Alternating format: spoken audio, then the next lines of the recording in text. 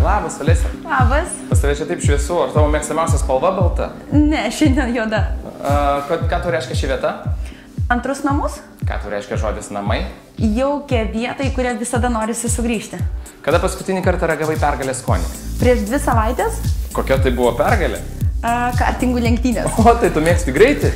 Greitis mano gyvenimo palydovas. O ar dažnai priimi iššūkius? Kasdien. Koks buvo pats didžiausias? Ko gero, vedybos? Ar priimtum iššūkį susiruošti darbą per 10 minučių? Žinoma. Koks tavo paskutinis pasiektas tikslas?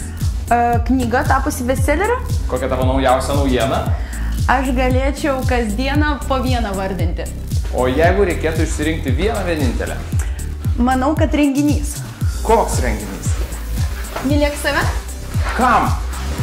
Žinoma, kad moterim. Kodėl moteris turėtų į jį ateiti?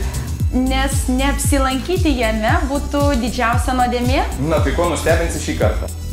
Tema, vieta ir bendra atmosfera. O ar aš galiu ten patekti? Jeigu žmona išleis, ateik. O ar daug ten moterų bus?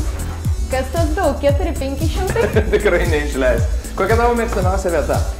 Olandų kepurė, Meridianų pakrantė ir dramos teatras. Tai kažkodėl nujaučiu, kad mes susitiksime Klaipėdos dramos teatre.